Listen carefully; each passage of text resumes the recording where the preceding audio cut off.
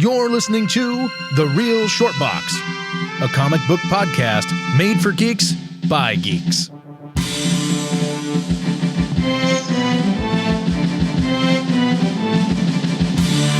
Hello, everybody. Thank you for tuning in and listening to The Real Short Box. My name is Donald, and I am here with a very special guest, one Mr. Comic Book Advocate and friend of the superhero, Nathan Camp. Nathan, thank you for joining. Of course. Happy to be here. Yeah, we've had you on before. It was a pleasure last time, so I thought let's invite you back and dig into something that you really care about.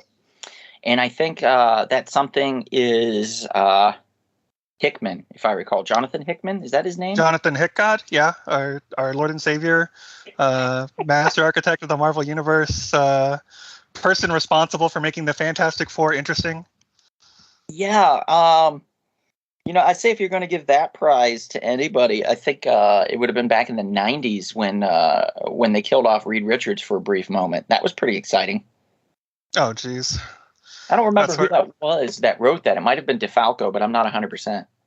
The fact that I don't even recall this, and I feel, I'm fairly comic book literate. I've got a pretty good, but the fact that you think of this as being like a high watermark, and I'm thinking of like his just amazing run that, oh God, Hickman's Fantastic Four started, the Great Conversion, then we got Avengers, then we got Secret Wars, continuing on into the X-Men today. It's just been a beautiful tapestry, and we should all get down on our hands and knees every day and praise him for having given so much of his life to us. Thank you. It's still real to me, damn it. All right, so we have differences of opinion with Hickman. I find his writing to be rather self-indulgent and rather bloated at times and confusing. And you find him, obviously, to be quite good. And I would like to know personally, what is it about his writing that really appeals to you? What is his style? Why is his style so much better than, like, let's say, an amazing writer that I can think of, Mark Waid, by chance?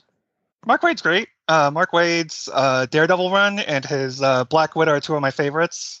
Him and Samney just do amazing work together. There is nobody who is better at foreshadowing or setting down like long-term plot lines that I've ever seen than Hickman. We're talking everything he's done since Fantastic Four feels like one long interconnected story that he's been leading on to today, even with books that don't necessarily have a lot to do with each other. There are still like little nuggets and things that you can go back and go like, oh my gosh, that was set up in, his Avengers run and before that. He is a great ideas guy. He will take an idea and decide to mine that for all it's worth. As many people love today, like Rick and Morty, the Council of Ricks, that is all taken from Hickman's Reed Richards run, the Council of Reeds, which is also just like such a great starting arc for the Fantastic Four, as it sets the idea of there are all these different Reed Richardses from multiple universes, and we got the one who stretches. So it's like, wow, we got kind of like the lower end tier as far as there's a Silver Surfer one. There's a, one who is Doctor Doom. There's one who has Galactus's powers, but we got the stretchy one. But we find out why our Reed is the most important is that he's the only Reed who wouldn't sacrifice his family in pursuit of getting every bit of knowledge in the universe. So it's just great character work. Great foreshadowing, great ideas. I mean, the Krakoan era right now of X-Men is the best X-Men has ever been, and I will fight anyone on that. I don't care about your Claremonts. I don't care about your nostalgia. Yes, it was cool that one time Cyclops and Storm fought when she had her mohawk, but let's get back to reality. Not all of it holds up. Did you watch the Claremont documentary? I did. What'd you think of that? I thought it was interesting. I mean... Yeah. I of course didn't grow up with this stuff. I'm getting it regurgitated through the animated TV show, and it's not like I've necessarily gone back and read it as much as I want to catch up with the Starjammers, aka for those of you guys who don't know, Cyclops' dad is a space pirate who has sex with a female skunk and they go throughout the galaxy as pirates. So if you ever wonder why Cyclops is maybe not as well adjusted as you'd like him to be, that's where he's starting baseline, you know? Yeah, I totally understand. But okay, so he had some. Oh, sorry. That's okay. I thought he had some good points, and some good ideas and stuff. And the documentary kind of highlights some of his work. But he did so much. I think it was like 17, 18 years or something that he wrote X-Men, or at least had a part in X-Men. And then he came back later and stuff. But if you look at some of his other work later on, like I think one of them was, I want to say it was called Sovereign 6. And I think that was for DC Comics. It was trash. And it made me wonder, as a fan that didn't grow up with Claremont, it made me wonder what people saw in him. So I went back and read a little bit of some of his earlier work, like Days of the Future Past and stuff like that I read. And, some of his like early like X-Men run stuff and in mid X-Men run stuff. And the ideas and concepts are great. The storytelling at times seemed rather, and I don't want to say juvenile, but rather simplistic. Like it just didn't feel like it's very soap opera-y, which has kind of like become more or less like a big part of the X-Men mythos. Is the this person's dead and it's a revolving door and anguish brooding. It's that kind of really started with his tenure. And, of course, the like love triangles, all of that is all very, of Claremont's kind of inserting into the nature and fabric of the team. Mm-hmm. Yeah. Yeah. He did have, it did feel like a soap opera very much, I will say. And I think that's probably why I shied away from that kind of thing, because that just isn't my scene at all. In fact, when I tried to watch early episodes of Dark Shadows from the TV series with Barnabas Collins, I couldn't do it. I couldn't do it because it was very soap opera-ish, and I had no idea that was the case. I thought, it was going to be this cool vampire series or something, and it just turned out to be like a soap opera where the lead happened to be a vampire. Okay, so just out of curiosity, what would your what's your benchmark for like a cool vampire series? I'm just kind of, because I feel like there's a certain level of like aristocratic foo-foo that is just kind of accepted in the vampire genre. People wearing those puffed collared shirts and drinking wine. It's still just So what is like a vampire series you relate to or like identify with? Well, okay, like I really, as far as a series, it's hard for me to say because I don't, there's True Blood and then there's Dark Shadows and then there was Kindred the Embraced, which I actually enjoyed at the time when I watched it. That was on Fox, I recall, in the 90s. Yeah, I feel like that'd be like going back and watching Generation X now. Yes, it definitely is like that, by the way, because I did go back and try to watch it and I was like, whoa, okay. So, I would say probably like if I'm talking about like a movie or something like that with vampires, of course I enjoyed the Blades 1 and 2. Those were fun. 2 is fantastic. 2 is a near flawless film in my opinion. Yeah, it's great. It's Guillermo del Toro at his best. And then Blade having to team up with a group of vampire hunters that have spent the past 10 years like only training to kill Blade is like so perfect to me. It is just like the perfect little cherry on the movie where it's vampires versus vampires. Like, yes, This is exactly what I wanted. The enemy of my enemy is my friend, so to speak. And that was interesting. And I know that they were at the time when they did, after the second one, they were really wanting to push, in the third one, they were wanting to push Ryan Reynolds as, I can't remember the character's name. Something. Oh, yeah, whatever.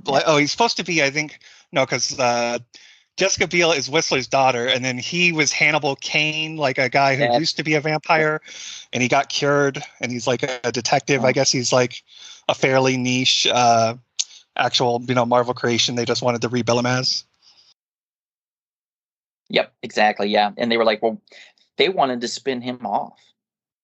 into Well, I mean, his own series. That was going to be the thing. It's like so crazy it took so long for him to get to Deadpool because they kept putting in so many pseudo Deadpool roles, and I just don't know what they kept like.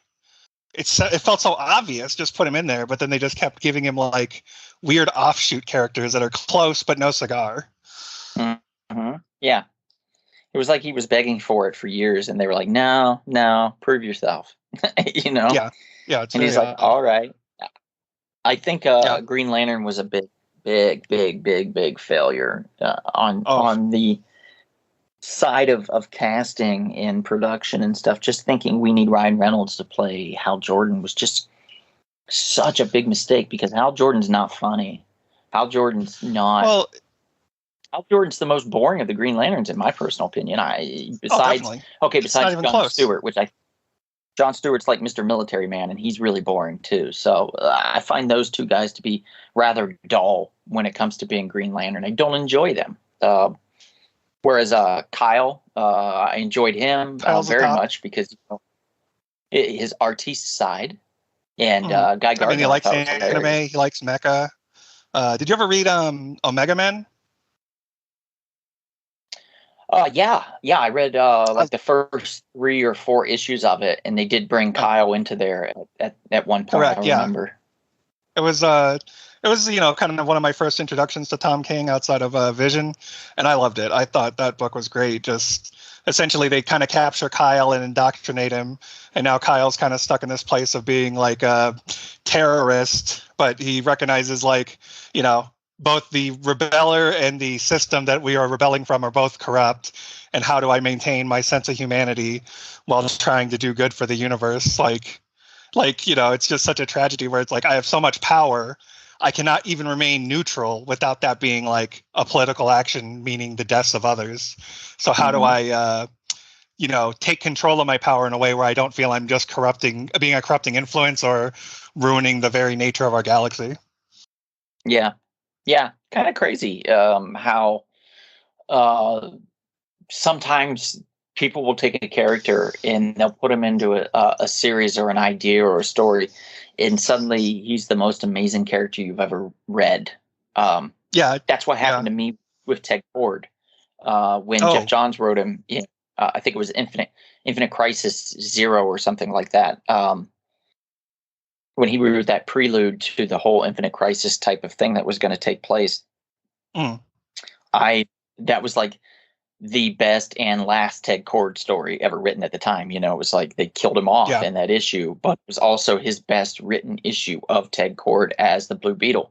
So it was like, you just show me how well and how perfect you can write this character, and then you immediately kill him off. That's like the biggest cock tease of all cock teases when it comes to that. And I did not appreciate that, sir. And in fact, I found him at a convention and stated exactly that, except for the cock tease part. But I said, you showed us how great you could write this character, and then you immediately killed him off. I was like, what are your plans? I was like, are you planning to bring him back? And he's like, no.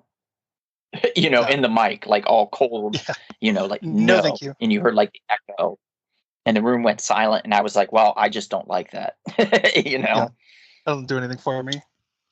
No. I mean, that's kind of the tragedy with some of these characters. Like, Gail Simone kind of lampshaded it with like Bane. Like, Bane is the guy who broke the bat. Okay, what have we done since, bud? We gotta move on a little bit. We gotta get you some. Because we can't just coming back to like, you can break his back again. That'd be cool, I guess. But, we're just kind of reliving the greatest hits in the same way, Blue Beetle taking that bullet in the head from Maxwell Lord is kind of just like how he's remembered, He also had the distinction of before, who am I thinking of? Mr. Terrific being the guy that everyone says is smarter than Batman, but has to humbly go, I'm not smarter than Batman, wink. That's kind of Blue Beetle's like claim to fame. Just, I'm not smarter than him. You can trust me. Wink. Be fun playing off of, the Bat God. Ugh. He's always just 1970s. Batman's great and all, but it's just, you get the same thing with Tony Stark. Like, suddenly, because of the MCU, everybody thought Tony Stark was the most intelligent person in the Marvel Universe, period. And I'm like, oh, Tony's smart. Don't get me wrong. But top 5 Tony, probably, but nah. yeah, if he was so smart though, why was he a drunk?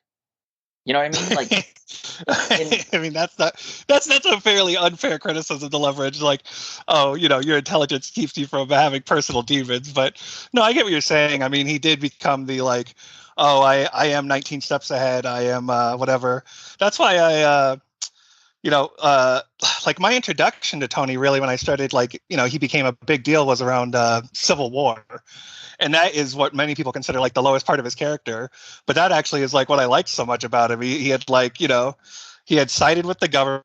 He's a freaking stooge. He's hunting down his friends, all because of like his worries about, homeland security. Like, good Lord, dude. Like, and to see him kind of like cobble himself back together from that, like what I'm sure for many felt like character assassination was a lot of fun for me. Yeah, that was a Millar beauty right there. Like when he wrote that whole Civil War storyline. Yeah, I don't give Millar much. He's like my least favorite popular writer, but yeah, that was one of the ones that did not fall apart. I will give that. I mean, it wasn't particularly great to start with, but it did not immediately fall apart. Right. Actually, I'm saying it. I do remember. Yeah, it did fall apart because we had Atlanteans fighting him, and then EMTs are trying to tackle down Captain America. Oh God, yeah, Miller. It's like he starts off great, first 4 issues, then in the last 2 he just phones it in because he doesn't want to come up with an ending, and I just hate him for that. Oh, it's so cheap. God, oh yeah, that's what I was going to say. He just kind of basically he scorches the earth and then walks away and goes to the next writer. Good luck. It's like, I don't even mean that. I mean, like in his own stories, he just will like, the number of times he has decided that like the rules for his universe don't matter. And actually here's a Deus Ex Machina. Okay. Like, cause he loves to set up like issue 5, probably your best friends betrayed you. All the bad guys are set up.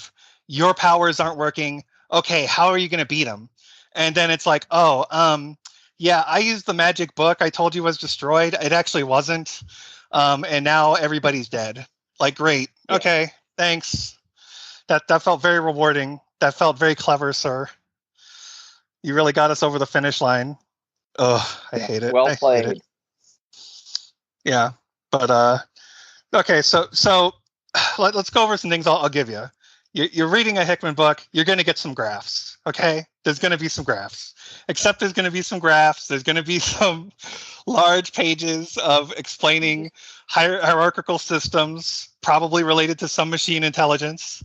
Okay, that's just where we're at. That's just part of the deal. Does everyone want to look at graphs? I don't know. Does everyone want to have to look at a codex to explain what is being said in the new language you came up with? Maybe not. But, if you don't, you can't have dessert if you're not going to eat your dinner. So, eat it up and then get ready for, a 5-course meal. Yeah, but what if you forget about dinner and dessert has to you have to have incorporated dinner into dessert or else you can't even enjoy dessert. So what's the point in dessert? Is that the chef's fault? Does he have to come out there and explain to you in what order you need to eat the food? Yes, that's exactly the point of the chef. You learn your own damn table manners. That's the courses, though. They like if it's a 4-course meal or a 5-course, course 1 is this, course 2 is this, course 3 is that, and that's the chef's decision. But he didn't forget. You forgot. If you jump in the gun and you're having flan before salad, that's not on him. You should have gone back, looked at the instructions, and been thankful that you even have flan and salad to eat to begin with. Because you could be eating Mark Miller's flan. He's been giving me salad-flavored flan for years, sir. I will not have it. No. Hickman deserves every last bit of praise we can give him. He has done no wrong. Okay. What's the greatest thing he's done for the X-Men universe? Well, right now, Krakoa. Oh, absolutely. Like the concept of it, of the mutants having an island, being immortal, trying to make themselves a global powerhouse. Like, this is the first book that I can think of where like the mutants are being taken seriously and not just in a like homo superior way. Like, oh no, holy shit, we have to work with the mutants or like the economy's bust. Like, like fuck, like they've made it too profitable to not do business with them, and it's such a great like, because so often the X-Men have just been okay. We're the next stage of human evolution. Okay, well, how can we be the next stage of human evolution if we're like constantly getting decimated? Genocide happens all the time. Human government set up giant robots to hunt us down. Like, it doesn't seem like that next stage of human evolution is working out too well. And this is the first time in a long time where it really feels like, oh shit, yeah, this is what it could be. All of you guys are essentially immortal. You know, you guys have a nation that, you know, produces unto itself. And, you know, you're making the world have to, you know, come to the table and accept your, like, you know, personhood. That's amazing. Yeah. I do like that aspect of trying to take them more seriously. Who's the big front runners in the mutant universe then currently, as far as like this island is concerned, and this council, so to speak? Oh, the Quiet Council? Because they have like, I think like 4 divisions. It's like obviously Charles and Magneto, with Moira not really being yet brought into the team, but that's because her whole thing is such a like getting into that is already so fun, where her mutant power is retaining the information of previous lives every time she dies, which is just okay. That's a twist. Yep, Moira McTaggart revealed to be a mutant. And that is why she is the catalyst for the Krakoa information starting. Is basically she kept dying trying to get, like, first she didn't even want to help mutants. She tried to make a cure for them, including herself. And then basically the Prophet Destiny, wife of Mystique, found her and basically said, like, hey, you're going to try every other life that you have now to make life for mutants better, because you're not going to be a sellout. And if you don't, I'm going to come back here, and every other life, we're just going to torch you. We're just going to keep setting you on fire. So she's like basically blackmailed into helping out the mutants. And so she has times where she's like been there with Charles. She's times where she's teamed up with Magneto. She has like 3 where she teamed up with Apocalypse. And it's like she keeps coming to the same conclusion, which is like humankind comes up with like an AI to fight the mutants, and then that eventually leads to the mutants losing. So Krakoa is like her, like one of her last attempts to try and make it so that we can, not we, but the mutants can eventually beat the AI intelligence that is coming. It's okay. It's okay to see yourself as a mutant. And I completely understand. Yeah. We got to relate, you know, mutie pride. I, for a long time, really was a huge fan of Beast, primarily because of his penchant for peace over violence, when he knew even that everybody was against him, you know, in the human world. Yeah. And I found that, you know, just coming into the comic book universe of the X-Men, I found that to be absolutely fascinating.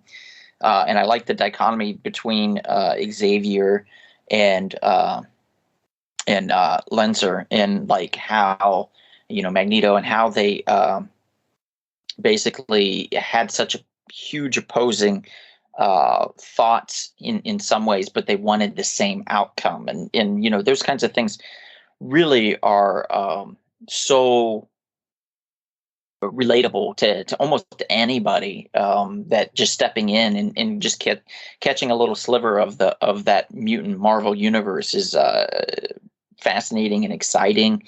And it's something that you don't normally get with a lot of other comic book characters and stories within comic books. So like I said, I've always found that kind of thing fascinating. So yes, that does sound like something that would be interesting to read. But if he's putting in the book like their whole Declaration of Independence and their charters and stuff like that, and he's written it down and you have to read it, I'm out. Like, I don't want... that's like the exact opposite. Like, the fact that that's in there is so like, oh my God. Like, the first time they touch upon the idea of like, okay, like they have this is like a literal text page, but they're talking about like the nature of the fact, okay, they're immortal, right? Like they can create a clone body of anybody on the island now. And because of Cerebro, they have your last like living thoughts up until the point you died. So, you know, for as much as you may believe in a soul, like someone like Nightcrawler, like that's going to put some big complications to your faith, right? But there is like a whole page where they just discuss like, and it's all just text, and they're discussing, okay, so here's the deal. We can make clone bodies of anyone. Okay, that's cool. What happens when you decide that you're like, you actually think the best thing for you would be to be put into Magneto's body with Magneto's powers? Like what does that say about our society? Are we allowed to do that? Is that cool? Can we have two of the same person running around? What do we do about clones? Like these sorts of moral complications and how Hickman chooses to address and not address them are like salivating. Like, and you know, this is also leading into the part where like, eventually they'd like to create what they call Chimera, which is where they're just going to start splicing all of the mutant powers together and making as many Omega levels as, you know, is needed to save the nation. And like, what will that do for all of society? Like, oh boy. And, It's funny you mentioned that because I was just, you're good friends with Caleb Porter, and Caleb and I had a podcast not long ago where we discussed Santa Claus being an Omega level mutant, like all of his power sets alone, like it was off the charts, crazy. I did find it fascinating though, reading up on the X-Men and like more current than what I'm used to when it comes to their power sets. In reading that they've made Iceman basically an Omega level mutant, and I found that very. I feel like that's been the case for a long, long time. But I guess I possibly am reading different comics than you. But yeah, that's kind of like always been Bobby's thing. Is everybody saw he has like this amazing potential, but he so rarely touches on it. And I think did you ever read Remender's X-Force? No, but my of course my co-podcaster Kevin, Mr. Kevin swears by it. He says it's some of the best stuff he's ever read. Oh yeah, top 5 book for sure. But like, yeah, really early on they run into like the Age of Apocalypse version of Iceman, and like he's got clone bodies. He can make himself any size he wants. It's like impossible to ever know where he really is. Like, like, you know, that was like the first thing of like, man, what does our Iceman suck? You know, like kind of step it up, dude. So yeah, it's pretty crazy how like, you know, he often gets downplayed. You know, Bobby is not to be trifled with. He could, in the current run of Krakoa, I think he was partly responsible for helping like, God, what is that term? Terraforming the Mars. So he's, you know, getting put into places of more responsibility. Well, that would make sense because then, you know, the ice would melt or something and they can use that as liquid to sustain themselves. And I could totally see that. He's basically a life giver in that way. That makes sense. That makes total sense. It's just surprising to hear that, you know, the goofy Bobby is like, the key to something. You know, it's interesting that somebody took that character and made something more with him. Oh yeah. Which is great because oftentimes characters either fall by the wayside and just completely disappear, or and then be revived later, or they'll just disappear, not to be seen for ages. Or sometimes they're just like Wolverine and they're used over and over and over and over. Because Wolverine sells books just like Batman does. You have to put Batman in everything. Even Superman can barely hold his own title together without having to have a Superman-Batman book. And that can't even be titled Superman and Batman. It's got to be titled Batman-Superman. Because Batman gets first billing. And that's just ridiculous to me. If you can't write a Superman story that draws me in and keeps my attention, you shouldn't be writing. I'm sorry. Like I think Superman is the most basic character to basically kind of sharpen your knives with. He's such a good character to find ways to make him interesting to the public, to the general, you know, population that doesn't often read Superman, or even that does read Superman a lot and that just knows so many different stories and stuff. Either way, finding a way to make Superman interesting, I think, can sometimes be challenging. And I think a lot of times it's because people just see him as this boring, you know, news reporter that has these certain sets of powers. And the same thing, you know, with every mutant. Every mutant has a boring certain set of powers, so you have to mix it up a bit. I wasn't a fan of them making Cyclops kind of a bad guy for a while. They gave him the power of the Phoenix. Oh yeah. And I found that to be a little silly in that whole story. When it was the X-Men versus the Avengers and stuff. And that's not my cup of tea. That wasn't anything that I was like salivating over or was that interested in. I just want good stories with those characters. And if you say Hickman's the guy to do it, I guess I'm gonna have to take you on your word. I'm telling you, he's definitely got a lot of love for Cyclops.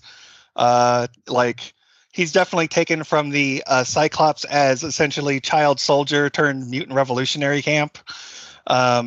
He loves Emma Frost, and Emma Frost and Cyclops are two characters that only benefit from being in the same room together. Like the dynamic of those two is one of my favorites in comics, and can never have them on screen enough together.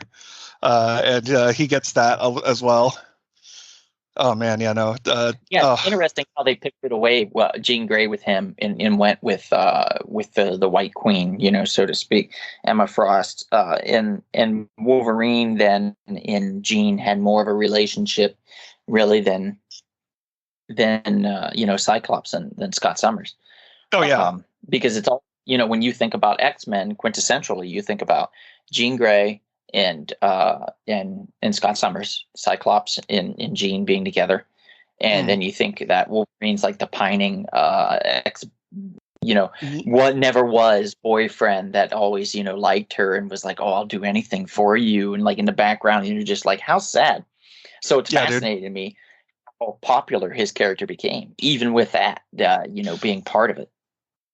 Well, this is also where like the increasing size increased Wolverine, who started off at like 5'4", and now is like commonly seen as being like 6 foot and above because people don't want to accept that he's a little manlet, and just want to identify with him as like, yeah, he's the badass samurai who's 100,000 years old, and he used to bang cave women in the prehistoric era, and he's always been killing. Like, oh god, get me out of here. This character, like, you're talking earlier about oh god, who was it? I think it was not Mark Waid. It was Claremont in his like bad run. Like, god, Jason Aaron is so he turned me around on the Wolverine concept. And he's had some duds. His current Avengers run, not great. His Hulk, not great. Some other like duds in there, but like Jason Aaron's Wolverine was top to bottom excellent series. Like not a bad issue in the bunch. Like, it's interesting because the Hulk was so bad. I wanted it to be good. I like the general idea that the Hulk and Bruce had separated, and you actually see that the true villain within was Bruce. Bruce was a bad man. He was just not a good person overall. And like the Hulk was trying to stop him, was trying to basically eradicate him, shut him down before he destroyed the world, because Bruce wanted the whole world to burn because he was in pain, and that's what he wanted. And, that concept is interesting. But then he's like, but then we also have to have like sentient, like really smart, intelligent cyborg bear creatures that are given Hulk powers, and and you're like, what? Yeah, there was also, God, they had the like Legion of like Smash or something, and the whole thing was like it was run by a girl who said she is not related to Victor Von Doom, even though her last name is Von Doom. And her whole deal is that she's supposed to kill like rogue mad scientists before they become rogue mad scientists. And that was such a great idea, and we've never seen her again. That was at least something from that run that I held on to. I think that's also when I think the Hulk was wearing armor, and people kept mocking that. Like, why does the Hulk need armor? He's like the last person in the universe who needs to go in with battle armor. But Greg Pak had kind of touched on the idea of like Bruce being the real threat and Hulk being the one that holds him back from doing like his worst ambitions. And I thought that was fun. But yeah, certainly not handled as well in Aaron's run. No, not at all. Not at all. I would like to have seen it handled better. And it didn't last very long either, if I recall. It was only like 11 or 12 issues or something. Yeah, it was a pretty. I mean, like God, I keep trying to sell Caleb on some of the other Tom King books, but he'll be like, "Oh, is it as good as Vision?" And I'm like, he can't be blamed because like his first thing out of the bunch was like, like excellent, and now it's like, okay, it's really, really good. It's not as good as the best thing he's ever produced, but that seems like a unfair benchmark to put out there. I mean, I did read his the first 7 issues of Mr. Miracle, and I just thought it was so dumb. I'm sorry. Oh, I ate it up. I Give me Dark Side eating baby carrots from a fruit plate forever, or a vegetable tray. That is like everything I wanted. Oh, oh man, his recent Strange book, that was great. Strange Adventures, turning essentially. He did a Rorschach one too. How was that one? I started and stopped, mainly not because of anything with him. Just the Rorschach character appeals to me so little that like it's hard for me to get into it. But I'm sure I'll go back and get into it. But yeah, the Strange Adventures turning the Adam Strange character into essentially like, hey, what if one of our heroes ended up being actually an intergalactic war criminal who committed like genocide, is such a like, oh, that's what I'm talking about, Tom King. I know people bash on him sometimes because his former CIA military background bleeds into all of his work, but it's like, how could it not? Like that's just supposed to be completely separated. I guess, but also I think it was War of the Joker and Riddler or something like that. Yeah, people did not like that. There were definitely. He's also did the cat bat thing. Solid white hot trash. That run. I was so mad. I bought an extra issue of the first run of that just so I could run it over with my. Nice. No, I'm not. I'm just saying. They even our best writers have some duds. I mean, not Hickman, obviously, because he's beyond all reproach. But I feel bad that like you're held against like your worst work. Like Tom King also had Heroes in Crisis. People hated that, and I think that's also another one of those cases where it got like changed because most of the fans guessed the ending, so they had to swap it out and do something stupider just so that they couldn't say it was predictable, which is always not the way to go. Yeah, it was. Let's taint the whole. And spoiler alert for people. In 3, 2, 1. Let's go ahead and taint the whole history of Wally West, the best Flash that we've ever had in the history of Flash comics. Let's go ahead and just ruin him. And more Barry. The more Barry, the better. Which is again. I don't know what it is about Barry Allen and Hal Jordan that just incite anger in me as far as like they're just simple, like, and no offense to anybody that likes these characters, because I'm sure there's certain aspects of them and certain stories that I haven't read that made them amazing to them. But to me, a lot of times it just felt so bland and so kind of boring in generic cookie cutter kind of ways. That I thought that the characters that came after them and picked up the mantle, they did so much more with in such little time. And Wally West was one of those. I always found Wally, for the Flash, to have this rather comedic kind of humorous aspect and to create more of a familial dynamic where you have Max Mercury involved and you have Jay Allen involved and then you have Bart Allen and you have Jesse Quick and you have this whole family of speedsters then that he can pull on and create it, and then he has his own family and then had his own children eventually and they had speed powers and stuff. It just felt right. It felt like a natural progression of the character, and it felt like what if kind of a scenario like Spider-Man had this kind of a situation, or like if Daredevil had this kind of backing in his life, would he just keep drawing upon sad, broken women all the time? Would that be like his main thing? Like, what if he had somebody stable in his life that like he could pull from that had this family dynamic? What would Daredevil be like then? And that's what I enjoyed about that run and that character and stuff. So sometimes it's just dependent upon who they choose as their overall character, and making Wally a villain in that was just such a poor choice. And I know he chose it because you'll never guess this, and sure as shit no, because why would I think that like one of the best written heroic characters in the DC universe is a flat out, murderer, basically like a villain. It just it makes sense. Overall, the concept of it, totally understand why he drew from that. That was, yeah. The idea of superhero therapy, that was the idea. Dealing with trauma, those are ideas that at least can hold a book. But I understand it was a dud. I'm not gonna say Tom King hasn't made a dud, but I mean, his contributions I think far outweigh his sins against because it's so easy for forget for me, the hard worst things that these characters ever done. Like I totally always forget that Spider-Man sold his marriage to the devil because that's not particularly interesting to me. When it comes up, it's just like, okay, I used to forget that it's most likely the situation that Norman Osborn knocked up Gwen Stacy while in between drugging her. Very fun, very cool, very fun part of the Spider-Man canon. All of comic books essentially is that warping canon that also exists in your head of what you do and don't decide is the real character. What really counts as being important for these guys to have done. Right.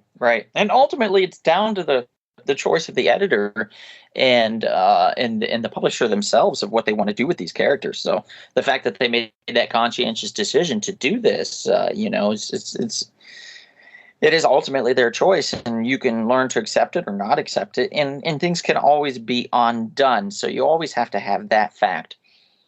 I've always been a big fan of, rather than changing a character so much that its core basic values are no longer in place and you don't understand that character any longer, I feel like if you're going to do that, just create a new character and create those problems for that character right away, so we have something new and exciting. Rather than something old that you're just trying to revitalize in a rather what is now a very primitive manner, so to speak. I just don't find it to be excellent writing any longer. When I was a kid, sure, I thought that stuff. Like Captain America lost his powers and now he's in a robotic suit. That's amazing. Yeah. But if you talk to anybody else that was a big Captain America fan, they were like, "This is trash." Yeah. So I totally. I like the swing for the fences, that brief period of time where it was Jim Gordon in that bunny looking bat suit as Batman, that robot suit during Scott Snyder's run. That was just yeah, okay, all right, let's run with it, baby. Shit, that's what we're doing. Yeah, the government, aka Gotham City, has spent money on a robot suit Batman that looks like a rabbit, and Jim Gordon himself is piloting it. Okay, sure, yeah, I can understand where this is going. Yeah, I mean, why not? This is certainly different than what we had before. I'll definitely see where how it pans out. At that point, we knew that Snyder had hit a wall, and there was some definite issues, and he wasn't long for Batman's world, and that was actually the case. Again, because it wasn't long after that he was out the door. His contributions outweigh his he gave us the Court of Owls. I freaking love the absurdity of trying to convince us that the Joker was immortal and has been around for ever. It is connected to some evil immortality potion, and then at the end for him to be dude, get the hell away from me, because that's oh man, that is such a funny bit when they're down there fighting in it and Batman is dragging Joker to his death. And he's like, "You convinced me, Joker. Yes, we are in the immortality pits." And he's like, "Get the hell off me, dude. I was trolling you, you freaking moron. No. If you hold on to me, we're going to die down here, stupid." And just Batman, completely committing to the bit of "No, you're right. You're right. You are the, monster under the bed. You are the eternal evil. No, let go of me." So funny to me. It was so stupid. It was funny in a way, yeah, because it's so stupid. But yeah, I totally get it. Even this Captain America run that I'm reading right now, The Streets of Poison, I started reading it and I'm like, this is so bad. And now I'm 3/4 of the way through and I'm like, you know what? This is okay. I've accepted this now. I've accepted this trash as canon, and now I'm just going to enjoy the ride. And that's what I'm doing. There was some book just a few years ago, and it was Hyperion. Hyperion, the Superman stand-in, like, and he was fighting like an evil carny crew who are also like rednecks or something. And I was like, yes, thank you. Thank you, comic books, because these are two things I did not know I'd see on page: a Superman stand-in versus an evil like carnival. But thank you for giving it to me, because this is exactly as stupid as I need it to be. Yeah. I mean, there's a point in this story where Cap sits down next to the Kingpin. Like, he comes in and beats up one of the Kingpin's goons, and he sits down and he like takes his plate of spaghetti meatballs and starts sucking the noodles up through his mouth and eating the spaghetti and enjoying his Chianti and stuff, and sitting there while a typhoid Mary's sitting across from him, and they're trying to enjoy their dinner. It's the weirdest fucking thing. But it works for this series because Cap's out of his goddamn mind on drugs. You're like, all right, great, let's do this. Let's get it done. Yeah, but I know you didn't get to all of Hickman's glory, but we're gonna have to close this one out. Of course. So if you have any way to convince, like, if one person is teetering on the fence, should I read like some Jonathan Hickman's, some of his work? Just give us like a quick thing to try to convince this person that's on the fence. Just say something about his work that would make somebody go, you know what, I'm sold. Jonathan Hickman, in his immense brilliance, and I will never, ever explain how he managed this bit of trickery, considering how impossible it is, took Marvel's knockoff Aquaman, and I know Aquaman came second. That doesn't matter. People are much more clean to assume Aquaman came before Namor. He managed to make him the most interesting character in the Marvel Universe for a very brief period of time. And that is incredible, considering how much that character tends to suck. And we should all be amazed at the magic trick he pulled, that for a brief period of time, you could not pick up a book that was more interesting than the one with Namor in it. And he's trying to decide whether he has essentially sold his soul or saved the universe. Okay. Yeah. All right. There you have it, audience, people listening right now. That's his pitch for Jonathan Hickman.